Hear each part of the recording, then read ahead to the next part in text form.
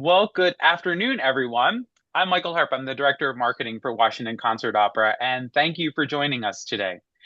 We're delighted to have with us today Peter Russell, one of the co-founders of Washington Concert Opera, and Antony Walker, our artistic director and conductor. Today, Peter and Antony will be talking about Mozart's IDOMENEO, and I'll be helping to share some of the video clips we'll be watching throughout the presentation. Just a quick reminder that our performance is coming up on Saturday, May the 9th at 6 p.m. at Lisner Auditorium, and our opera soiree gala follows on Wednesday, May the 20th at the Embassy of France. So if you'd like more information or tickets about either event, please visit us at concertopera.org. So at this point, I'm going to hand it over to Peter and Antony. And if you have any questions along the way, please feel free to drop them into the chat and we'll do our best to get to them at the end. So, Peter, over to you. Thank you, Michael. And we are going to dive right in. Maestro Walker has gallantly agreed to join us today, despite the fact that he opened wearing his other hat as music director of Pittsburgh Opera, a production of Verdi's Falstaff last night, and has to leave shortly for rehearsals for a student matinee cast, which involves putting some new cast members into that particular production. So we're delighted to have him here. And I think nothing would give those of us that love this score greater joy than to act as spokespersons on behalf of Mozart's Idomeneo. This is the opera that marked Mozart's breakout as a remarkable new voice among opera composers of his era. His 25th birthday coincided with its premiere in Munich in January of 1781, and he was commissioned to do it by an arts-friendly elector of Bavaria, who was in Munich at that point, who wanted a new opera seria for the winter carnival season. And when we ask, well, what is opera seria? That was the entertainment of choice for court gatherings of festive nature back in the day. These were pieces that were commissioned by noblemen for presentation in court theaters, and that's the type of theater, the Residenztheater, in which this particular opera had its premiere. And the opera seria genre generally dealt um, with rulers, monarchs, male always, that faced a moment of crisis and then needed to be molded and gain wisdom so that they could come out with a life lesson at the other end. This was very much fitting with the era of the Age of Enlightenment, which was very much going on at the time. And Mozart, um, being the kind of genius that he was able to take all of the stuff that was popular at the time, operas by Christoph Willibald Gluck, one of which opened the concert opera's current season, Iphigenie en Tauride, that were all about making operas simpler, more direct, less cumbered by musical formulas, and the opera seria genre, which generally had been more formal and more formulaic, and smush it all together with something that had the immediacy of communication that was unique to Mozart's own genius. So we have a little bit of a record of exactly what went into Mozart's process in writing this opera, because the person that wrote the libretto, Giovanni Battista Varesco, was based in Mozart's hometown of Salzburg and chose to remain there during the time that the rehearsals began, when Mozart had already taken off in November of 1780 start rehearsals in Munich. And he had lots of changes that he wanted to make in the book. So the way that he did that was that he wrote letters in care of his dad, Leopold, who was back home in Munich, saying, so I want to cut this, I want to shorten that. The vowels in this particular aria are not euphonious in that particular singer's voice. And he had a real intuition about what worked in the moment, how to shorten things, how to sort of come up with a great linear focus. in such a way that the characters all worked for the singers that had been cast, and the all together came together in a way that we are still performing this piece well after its 200th birthday. So we're going to sort of plunge right in, introducing the principal characters to you, and then we're going to hear a quartet that is thought of as kind of the moment when it all came together in terms of Mozart figuring it out as a musical dramatist. So the first of the characters that we're going to meet is actually one that Mozart originally composed for a male castrato. We don't do that anymore now. So we cast these roles nowadays mostly with mezzo-sopranos dressed as males. And here we're going to hear an Italian Monica Bacelli as Idamante. This is the prince, the son of the title character Idomeneo, who is the king of Crete. Idamante has fallen in love with a princess, Ilia, who has been brought as a prisoner from Troy. The opera takes place in the wake of the Trojan War. He's desperately in love with her. She's conflicted because, in theory, Idamante is the enemy, since he's Greek or a son of the Isle of Crete. And so she's trying to be standoffish to him, and he sings this aria that starts with a stately adagio, non ho colpa e mi condanni. I am blameless, I am without sin, and yet somehow you condemn me, you treat me wrongly, and then it goes into an adagio. Um, Most of the arias in this have a kind of sonata form to them, in which there's an opening theme that is an A theme, and then there's a B. In this case, it's the allegro. And in most cases, the A theme comes back again.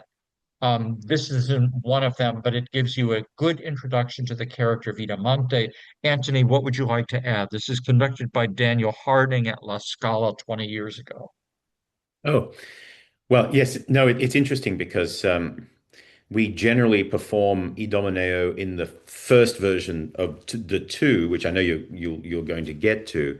And then the first version, Idamante, was written for a castrato, and the second version, it was rewritten for a tenor. I suspect for two reasons. One, because castrati were a little passé by that stage and a little hard to find, and also because he had such a rough time with the singer, who was sort of not very smart, I don't I think. think we would say learning disabilities now.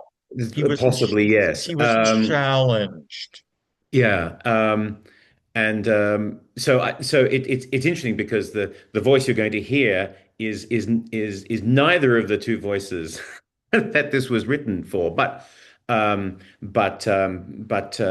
we have a certain type of mezzo soprano nowadays that sings not only the castrato role in this, but also castrato roles in Handel.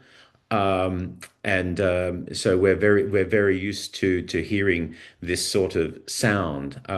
Interestingly enough, when I recorded Idomeneo in Australia with my orchestra of period instruments and pinch cut opera, we our mezzo actually sounded, was a lovely early music singer, and her voice sounded more castrato like than almost anybody else's I've known. And you might ask, how do you know what a castrato sounds like? And so, well, we do I was know about to because, ask. yeah, well, because there are recordings, a couple of recordings of the last castrato in the Vatican choir. Um, and he sings, I can't remember what it is, maybe it's an Ave Maria or something like that, and something else. And it's on a really crackly cylinder. But it actually gives you a reasonably good idea of what the voice sounded like. So anyway, that's my little 2 cents worth before we hear this wonderful singer singing the first Idamante aria. Non ho colpa.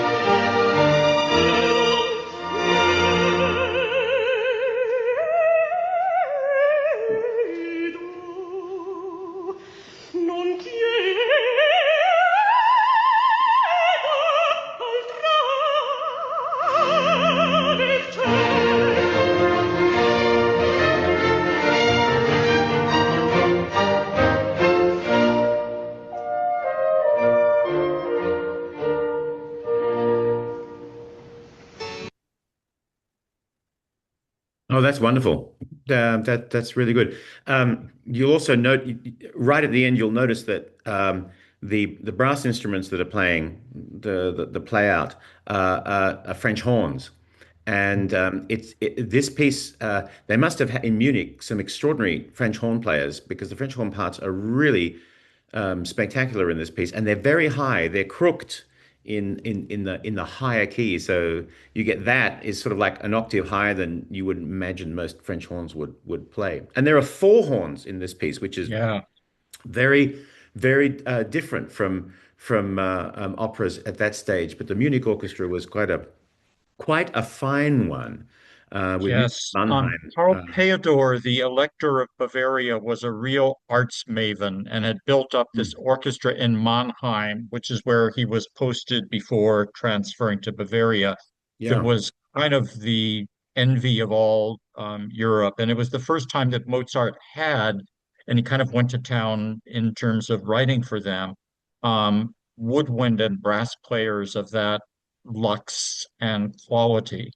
Yes. As we're about to hear, good segue, Maestro, um, in the aria that the princess Elia, to whom that piece we just heard was addressed, at the top of the second act. Now, in the interim, our title character, King Idomeneus or Idomeneo, has returned home to Crete, but in a near shipwreck, which he escaped by making a bargain with the god of the ocean, Neptune, saying, just get me out of this and I'll do anything. And Neptune said, righty then. I'll let you get home safely, but you have to sacrifice at the altar the very first person you see upon hitting land, who of course turns out to be his only beloved son, Idamante. Oh no, what's gonna happen? So Idomeneo is sort of torn about that. He basically has made this darn it bargain with Neptune, that scoundrel god, and doesn't what to do. And meanwhile, Elia has admitted that she loves um, Idamante, and she's decided that Crete is just fine, and that Idomeneo would make a really good father-in-law. And so at the top of Act Two, she sings this beautiful aria to him in which she says, if I've lost everything in my earlier life, my homeland of Troy, my actual father of King Priam, I at least now have the peace of a new life here with you as my, in air quotes, father, say, padre per te. And we're going to see this in a production that has been kind of the big kahuna, what people think of when they think of the Domineo in North America for 45 years plus now. The first big sort of staging of this opera in the United States was in 1977 in San Francisco. And it had scenery and costumes that were loaned from the Cologne Opera by a French designer director named Jean-Pierre Ponel, who was a Mm. thing. It was conducted by John Pritchard. And it was so highly regarded that iterations of that style of Greco ruins feet just sort of became the go-to decor for doing Idomeneo again and again, including at the Met when they gave their first production of this opera in 1982, so that Luciano Pavarotti could serve as the box office, taking on the title character for the first time with James Levine conducting. And it was a starry cast. We're going to hear Elia's aria, Say Padre per Te, sung by a Romanian soprano who was also a big thing back in the day, named Ileana Kotrubash. And this has a lovely muted string accompaniment, but leans heavily on the strings, flute, double clarinets, double bassoons, horns, double horns, again, as Antony mentions. And the woodwinds and the horns kind of provide a you go girl, yeah, we're behind you, we agree with you, to this very soft vocal melody that makes her one of the prototypes of the um, appealingly feminine and yet feisty Mozart heroines that we will encounter again in Zerlina and Susanna and Pamina. So this is Ilia's Se il padre perde, 1982 at the Met.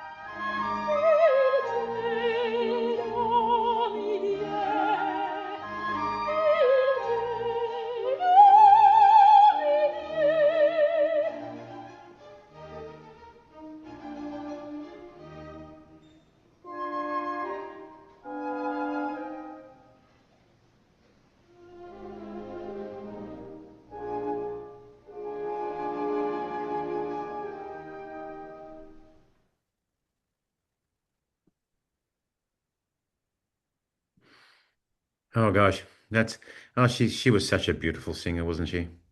She really was. And Oh, especially in this kind of Mozart. She was also a lovely Pamina. yes. Yeah. It's interesting to just hear. I don't know whether people listening can hear the difference between the way the La Scala Orchestra played and the Met Orchestra played.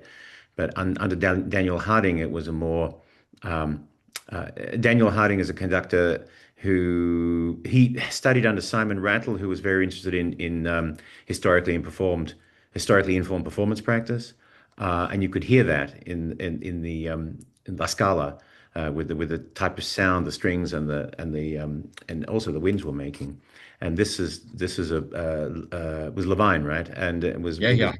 it was a more sort of luscious Met sound here, and the flute with lots of vibrato and so it was just a slightly different type of performance, but really beautifully done. I'm going to have to pop off in a second, and so I just wanted to, if you don't mind, Peter, just there are a couple of things I just wanted to say about my association with the piece Take it away by before I all means. go. That's what you're here for. You know, Idomeneo was the first opera I ever played as a cellist. Hmm. It was back in my university days, and I think it was, I want to say 1987 or 1988, and I was the principal cellist in the University of Sydney, Sydney University Symphony Orchestra, which had the unfortunate acronym of SUSO. And sometimes it was, because the music department was quite small, and the orchestra was taken from all students, not just from the music department, from all around the university. But Nicholas Routley, who was one of our two resident specialists in early music, wanted to put this piece on because, I mean, he loved it so much. And one of his best friends was an English tenor called Gerald English, who was a founding member of the Della Consort, Yeah. and was a very fine tenor of a certain type, English early music tenor. And he was a very fine Domineo, I have to say. Um, I played the cello continuo, and there's a lot of it. We're not actually doing it because in this performance because we it just takes a lot of rehearsal time to get the harpsichord and the cellist to together, and we don't have that sort of time. So we do forte piano just instead, which we did for Tito and works beautifully. And so I spent a lot of time getting to know the piece really well through the cello continuo, and then when after my debut in this country, which was at Wolf Trap, because Peter asked me to on Patrick Summers' suggestion to conduct another Mozart opera seria, Mitridate, Re di Ponto, which is a marvelous piece, which I'm hoping to do someday with WCO. Um, and then, 2 years later, Kim Whitman asked me back to conduct Idomeneo. And so I have very, very fond memories of that production here at Wolf Trap, which gave me the opportunity to conduct the piece for the first time, although I had known it and loved it for 10 years. Um, and then I performed it in for my company Pinchgut Opera in Australia, and we recorded it. I can't quite remember when. I think it was towards 2010, with a lovely cast there too. And I really, I had decided last year when we did Clemenza di Tito, which is also another Mozart opera seria, which is the last opera Mozart wrote, which is very different to this because it's even slimmer, as it were. The arias are shorter in Tito, but not often by much. than they are here. And for those of you who are sometimes get a little nervous at the idea of an opera seria with long arias and hardly any ensembles, both of both Idomeneo and Clemenza di Tito are examples of opera seria where the characters are fleshed out so perfectly. And you heard actually, especially in the Idamante aria, there's so many changes of mood. I mean, Idamante's young, he's a young man and he's put in this he's put in this impossible situation where his father is rejecting him and he doesn't know why. And he feels somehow it's his fault, as we often do when our parent is and acting inexplicably towards us, and we think we've somehow caused it. And Mozart beautifully expresses Idamante's anxious state. Um, and I think it's partly because he himself had a very tricky relationship with his father. They both adored each other, but his father was incredibly demanding and would chastise the young Wolfgang and sort of relentlessly, because he wanted he was he was a prototypical tiger dad. Stage father. Yeah, and so Leopold didn't quite get to the stage that he wanted to himself personally as a composer or an instrumentalist, and he wanted to make sure his son did, and so he pushed him relentlessly, and one of the things that I find really moving about this piece is that this is the first time, one of the first times that Mozart's been was away from his father for an extended period of time and felt more free to compose something or stand on his own 2 feet. And I think part of the reason that this piece is so stunning is because he's trying to show his dad what he can do when he's given more a freer reign. And so, like all the brilliant chorus work, which is his Mozart never showed us in his previous opera seria, and never showed us again in any of the great Da Ponte operas. There is about 3 times as much chorus in this piece as there is in any other opera that Mozart wrote. And they're all beautifully crafted and incredibly specific. There are no 2 choruses that are the same. They're very inventive, and so he creates specific characters for the choruses, and he creates very specific characters for all his main soloists. And as you could hear, like the wind playing, the wind writing is beautiful and very inventive. So he's really pulling out all the stops because he has a wonderful chorus. Obviously had a wonderful, had a wonderful orchestra, and he also had obviously a wonderful chorus to be able to sing all this stuff. And Anton Raff, the tenor, although he was aging, and I suspect at some points sort of reminded him of his father. Uh, but he rewrote stuff for Ruff, and willingly so, just to make just to help the aging tenor sound at his very best. So I mean, for me, it's up there. Sometimes I think it's actually my favorite Mozart opera. Um, It's an interesting thing too. The original libretto that Mozart adapted and made new um, had been written by a Frenchman, Danchet, and had ended tragically with Idomeneo doing as Neptune instructed, sacrificing his son and losing his reason.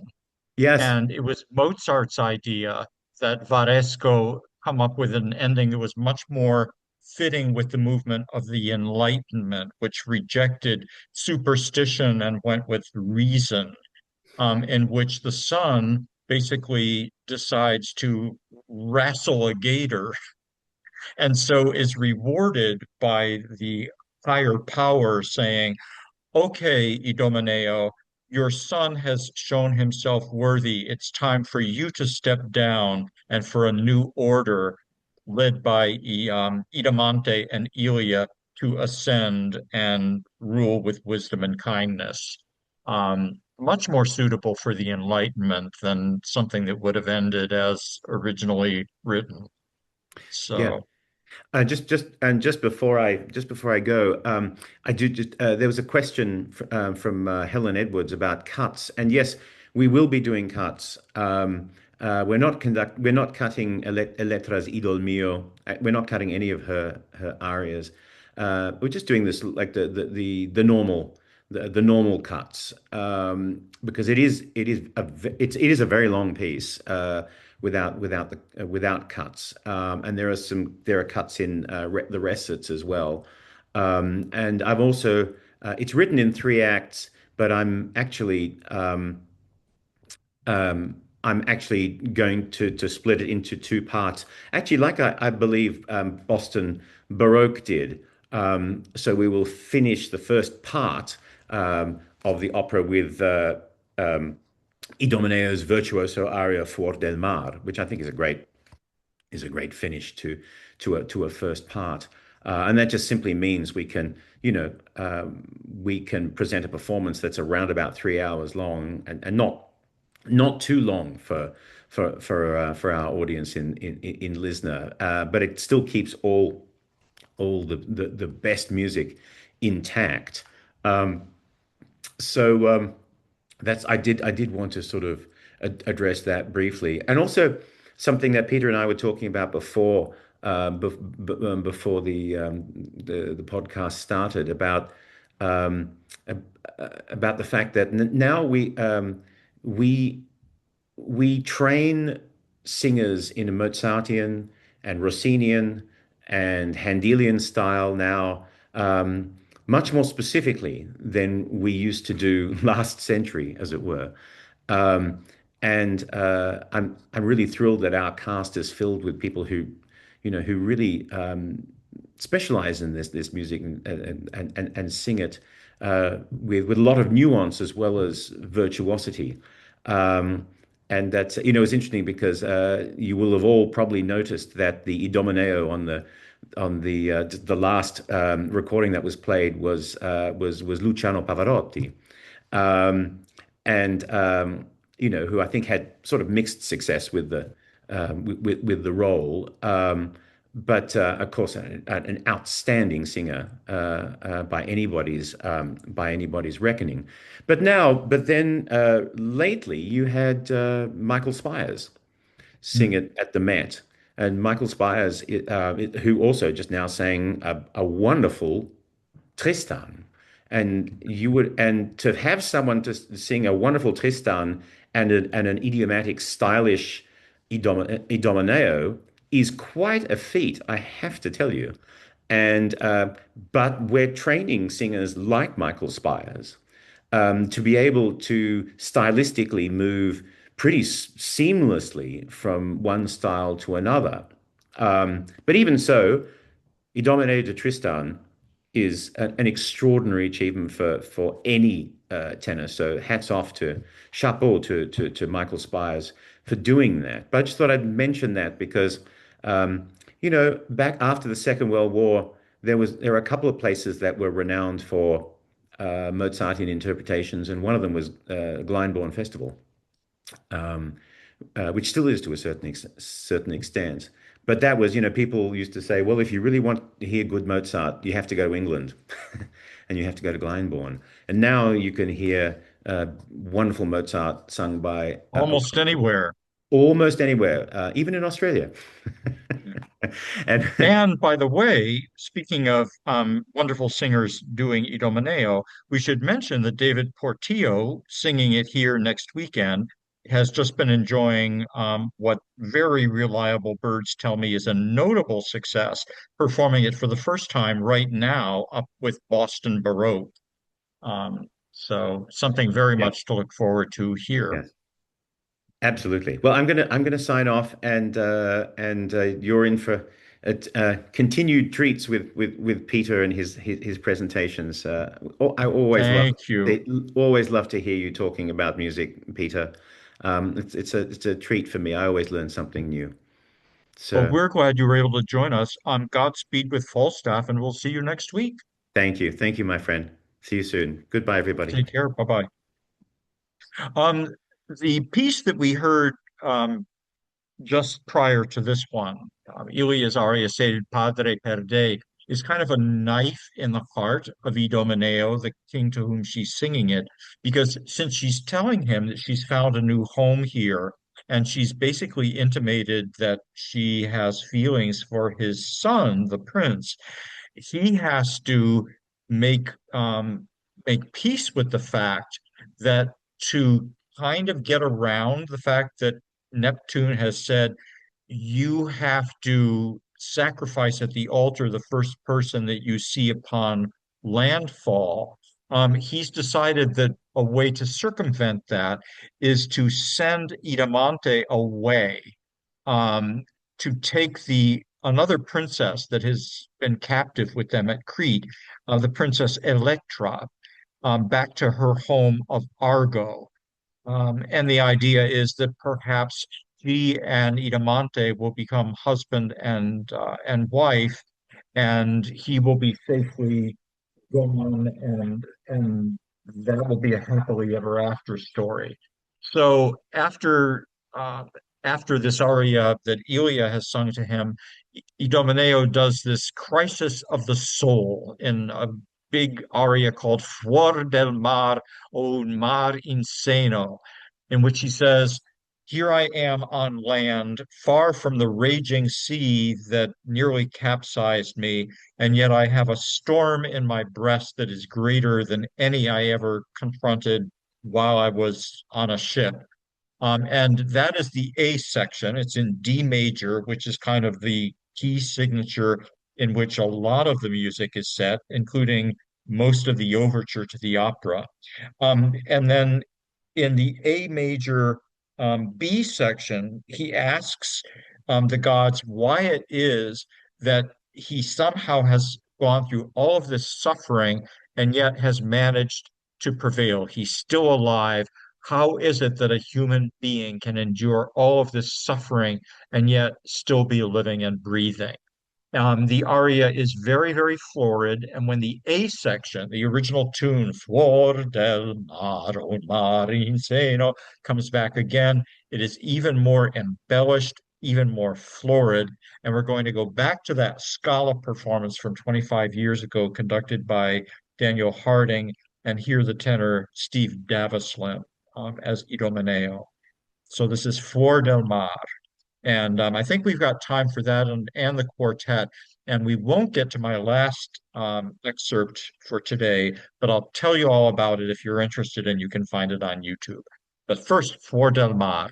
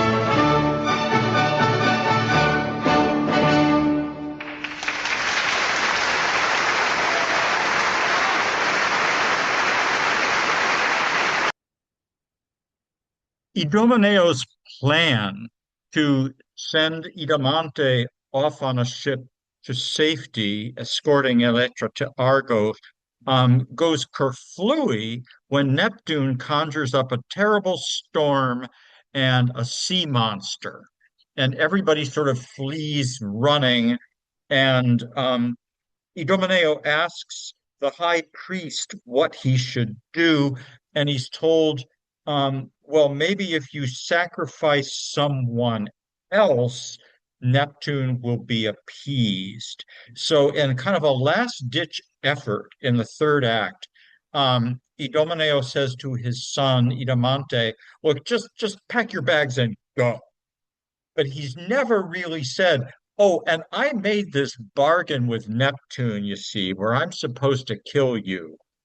So Idamante, as Antony said, is totally perplexed. He knows that he's not in his father's good graces. He doesn't know why. And this quartet, which people have said is sort of the emblem of what it is about this opera that marks Mozart coming of age as a composer and also stands as one of his finest ensembles of all time, happens in the third act. Andrò Ramingo e solo. I will go forth a lonely wanderer. That's a line that's sung by Idamante in response to his father's command, just leave, just go. I don't ever want to see you again without giving a by your leave. And when Idamante says, "Oh, all right, I will go. I'll just sort of don't mind me. I'll just go off and be miserable." Ilia, the princess, who is by now very much uh, just sort of dedicated to being with Idamante, says, "Well, wherever you go, I'm going to follow." And witnessing all this, Idomeneo says, "How can I withstand this much suffering? This is more than a human being can bear." While the Princess Electra, who is also like Ilia in love with Idamante, but unrequitedly, sort of stews and fumes and says, "When am I going to have revenge on these horrible people, in particular, this goody two-shoes princess?" So this is the quartet, and it basically comes down to all four people asking, how can we, all of us, bear this suffering? How can we endure such sorrow? And we're hearing this in a performance from the Drottningholm Court Theater in Sweden, conducted by Arnold Earstman. Stuart Kale is Idomeneo. We're hearing a tenor, Idamante, more on that in a second. David Keebler. Christine Biel is Ilia, and Anita Zolt is Electra. It was 5 years after the premiere for a performance of Idomeneo by semi-professionals in 1786 that Mozart did the rewrite that included the part of Idamante for tenor. And a lot of companies have continued over the years to use that version. As Antony said, sometimes it's actually easier to find a tenor than it is to find a good mezzo. And impresarios justify it by saying, "Oh, well, it's more plausible having another male playing a young romantic lead than it is having a mezzo soprano in a travesty role." So depends very much on the artistic choices, but here we're hearing David Keebler as Idamante. He's a tenor who sang quite a lot with Washington National Opera back in the day, specifically in the 1980s. So here we go. To wrap things up, I believe, the quartet Andro Ramingo e Solo.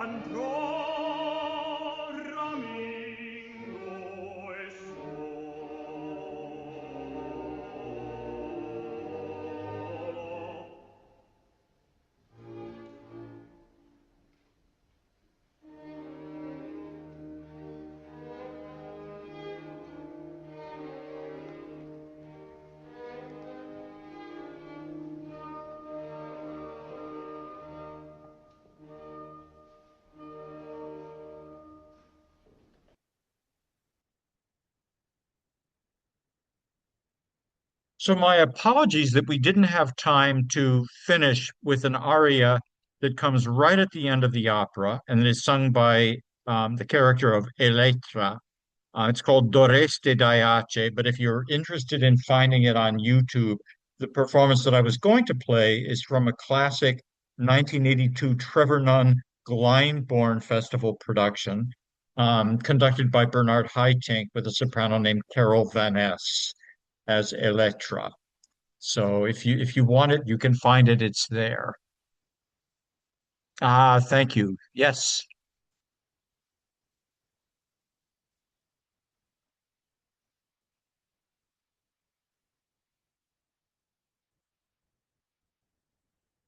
Okay. Any final remarks from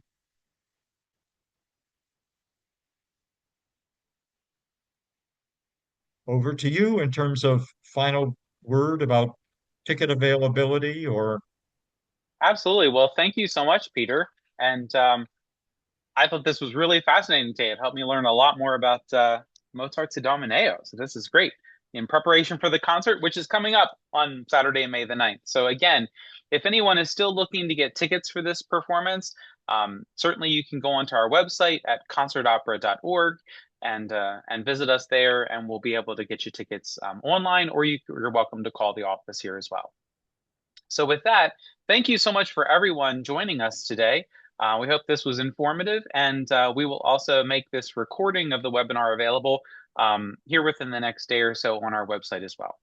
So have a wonderful afternoon, everyone. And again, thank you so much for joining us. thank you. See everybody at the performance.